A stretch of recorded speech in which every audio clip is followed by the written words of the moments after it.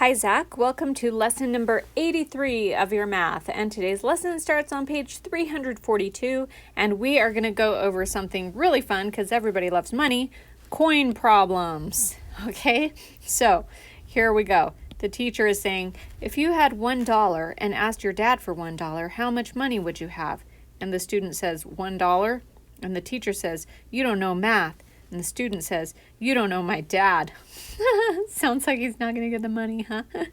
All right, let's go over some money problems. And it turns out that there is a method to the madness here. And you just need to learn the method, and then you'll get every single math problem or coin problem, I should say, 100% correct all the time. So whenever we solve a problem, first what you're going to do, this is how you're going to do it. You're going to read the problem, okay? And while you read it, you are going to be looking for and finding all of the variables. What I mean by variables is they might say there's a certain number of pennies.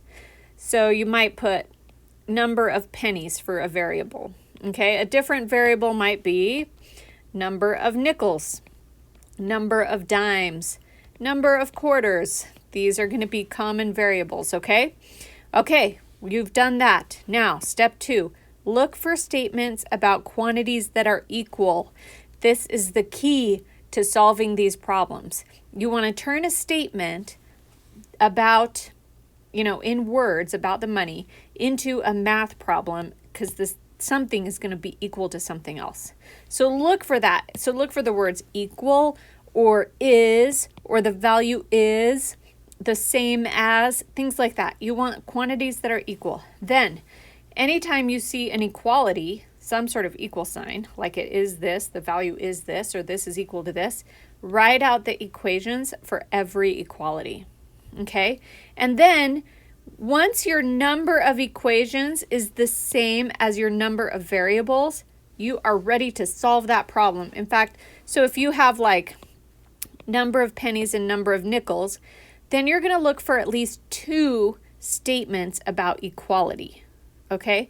If you have number of pennies, number of nickels, and number of dimes, all 3 in your question, you're going to have to find 3 equations about equality, okay? So you want the number of equations to be equal to the number of variables at least, and then you're ready to solve. And then it's just like you've always done it. You do substitution or elimination or graphing, and you can choose from there which one you want to use to solve the problem. Okay, so here are some examples about statements about the number of coins that you might see in your problems. And once you see these statements, you're going to want to change it from words like this guy to math talk like this guy. So we're going to do a little bit of translating, okay? So if you see a statement that says the number of nickels plus the number of dimes equals 40, you're going to change it into math talk. And math talk is going to be the number of nickels plus the number of dimes equals 40. Bam. Then you've got one statement done, one equality done. And you need 2 of those because there's 2 variables, right? And then you can solve the problem. Okay. Let's do another one. Okay, let's say you see this statement in the problem. There were 6 more nickels than dimes. Okay, there were 6 more nickels than dimes. How do you turn that into math talk? It's going to be the number of nickels equals the number of dimes plus 6. Let's see if that makes sense. There were 6 more nickels than dimes. So there's more nickels. So if you take the number of dimes and you add 6 to it, then you get the number of nickels because there's more nickels. There were 6 more nickels than dimes. The number of nickels is the number of dimes plus 6. Okay, cool, right? Easy peasy. Now, there are going to be other statements, not just the number of coins, but about the value of those coins. And those value statements have to be translated a little bit differently. Okay, so if they're talking about the value of the coins, then you have to translate it a little differently. Let's look at these. Okay, this guy's saying the value of the nickels plus the value of the dimes equals $4.65. Now you can't just do number of nickels, whoops, I did that wrong. You can't just do number of nickels plus number of dimes because they're talking about value. So in the way to do it properly is to change those to value statements. How much value is 1 nickel? 5 cents. So we're going to put 5 times the number of nickels plus 10 times the number of dimes. Now you've turned the number into a value. And what do you put that it's equal to? It's going to be 465 because I put this in cents. Like if you have 1 nickel and it's worth 5 cents, then you have 5 times 1, which is 5 cents. So I put that in cents. This I put in cents. So this I have to change it from dollars to cents. So it's 465 cents. Okay?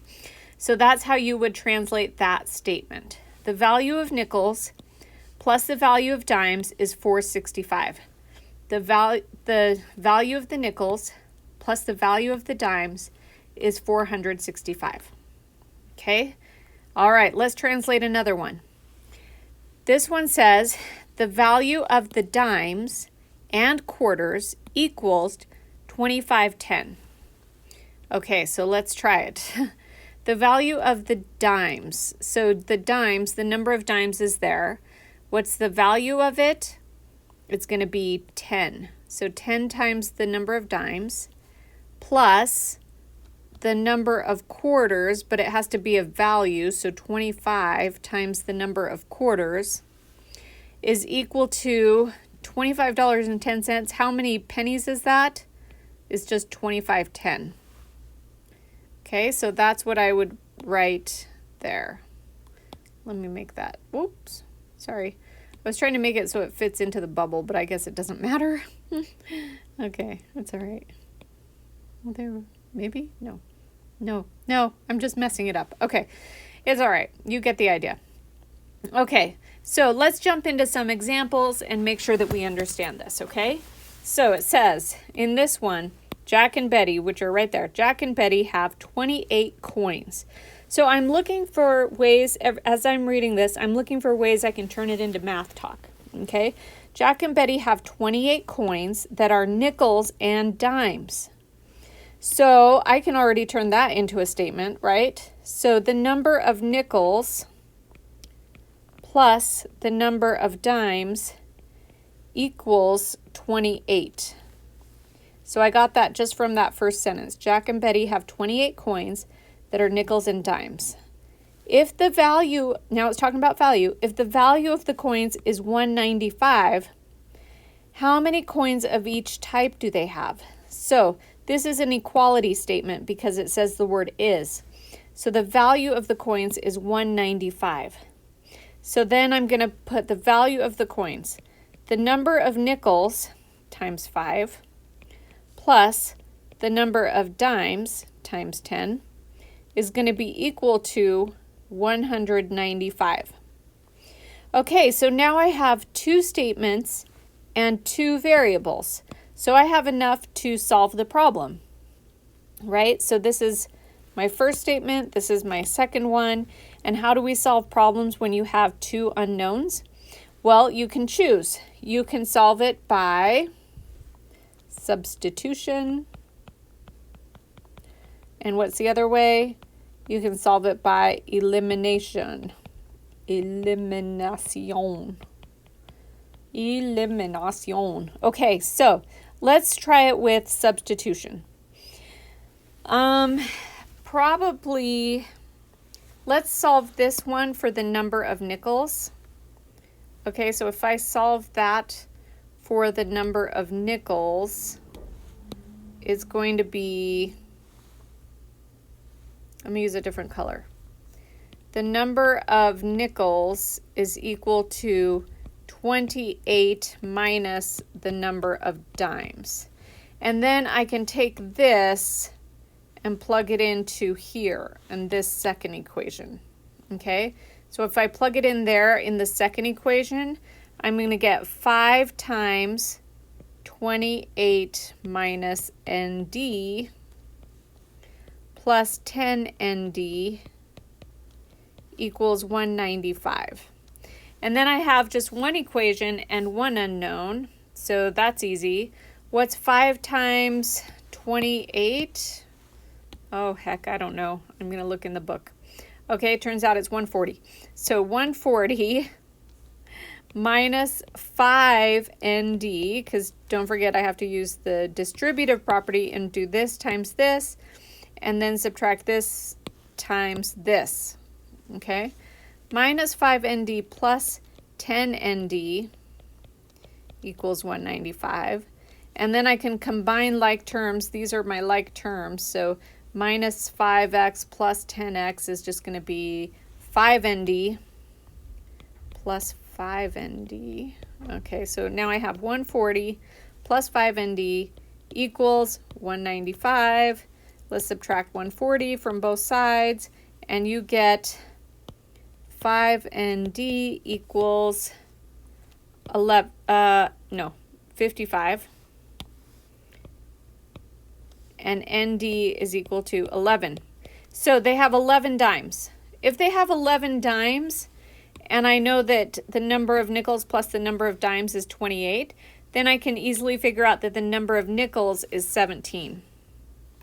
So number of nickels is 17. Okay, now the other way that they do this is the process of elimination. Okay, so basically they took these two equations. Let me give myself some more room. And remember, elimination is when you add them together, but you make one of them cancel out. So let's say I multiply this whole thing by -5. Then I have -5NN minus 5ND equals, what's 28 times 5? -140. Okay, and then you add those two equations together. And when you add them together, you get just, those cancel out. You get 5ND is equal to 55, and ND is equal to 11. So you would get the same thing, of course, because you should get the same thing both ways. And then if you know the number of dimes, you can figure out that the number of nickels must be 28 minus that, so it's 17. It's the same. Same answer. Cool. All right, let's jump ahead to 83.2. The reason I put "what about Bob" there is because of this lady's name, Ming. Isn't that the lady's name that's the bus driver? Yes, I know, Ming. She's like, "This is the last bus to Winnipesaukee, Bob." And he's like, "Yes, Ming, I know." Remember that? I think it's Ming. I'm pretty sure. All right, anyway, 83.2. Let's do this one. Okay, so I'm going to read the problem, and I'm going to look for what my variables are and what my equalities are. Ming has $4.45 in quarters and dimes.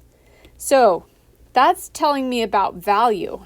So the number of quarters times 25 plus the number of dimes times 10 is going to be equal to 445. Okay, I got that from the first sentence. Sweet. Now, she has 8 more quarters than dimes. These are always a little bit hard for me, but she has more quarters. So the number of quarters is going to be the number of dimes plus 8. And that makes sense because she has more quarters. So the number of quarters is the dimes plus 8. How many coins of each type does she have? All right, so now that I have my two equations, I can solve the problem either by substitution or by elimination. Now this looks a little easy to do by substitution because I can just put this in for the number of quarters. Okay, so it would be 25, and instead of the number of quarters, I'm going to put number of dimes plus 8, plus 10 times the number of dimes equals 445. And then I solve the whole thing for the number of dimes. So don't forget, you have to do distributive property, this times this, and then this times that. Okay, so it's going to be, let's make this a little fatter, right? It's hard to see.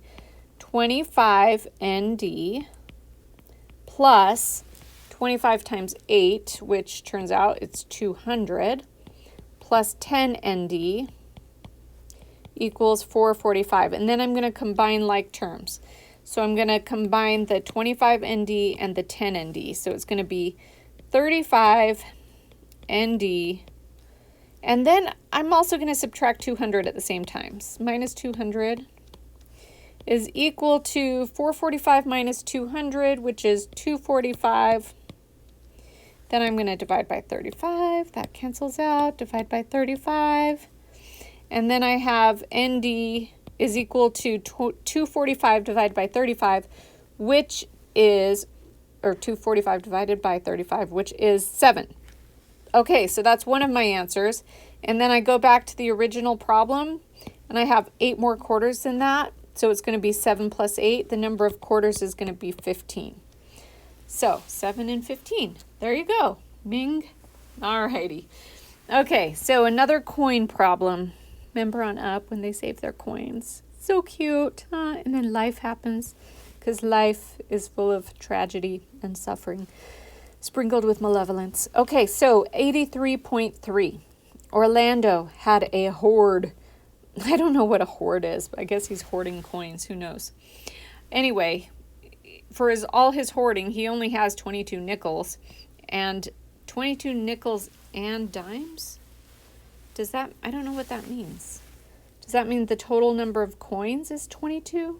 22 nickels and dimes. Okay, I'm going to say the total number of coins is 22.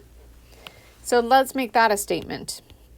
Okay, so the number of nickels plus the number of dimes is 22. And then it says their value is 135.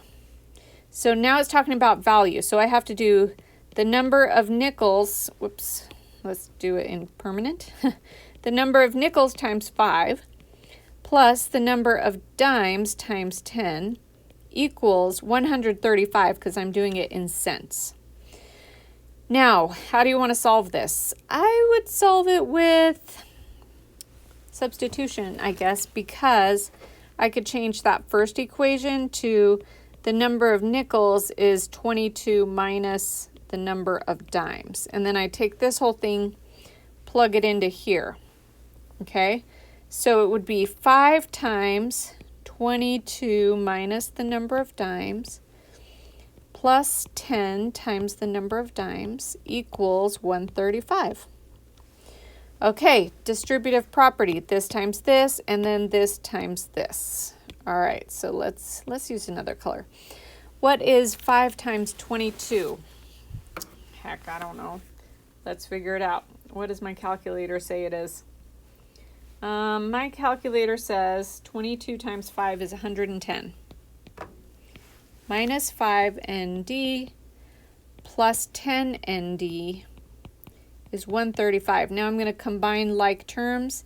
10 minus 5 is just 5 ND. And it's a positive. So 110 plus 5 ND equals 135. Now I'm going to subtract 110. That cancels out. Subtract 110. 5 number of dimes equals, let's subtract. So 3 minus 1, 2, 5. Okay, is 25. The number, so, and then divide by 5. So the number of dimes is 5. So he has 5 dimes, and then I know that the number of dimes plus nickels is 22 based on that. Can you see that? Based on this. So it's 22 minus 5, which is 17. So the number of nickels is 17. Okay, we figured it out. Easy peasy. And, oh, guess what? That's the very last one. Oh, here's a joke for you. Did you know the first French fries weren't actually cooked in France? No, they were cooked in Greece. Get it? Get it? Oh my gosh, that's a good one. All right, Zach. Have a great day. Love you. Good luck doing your math.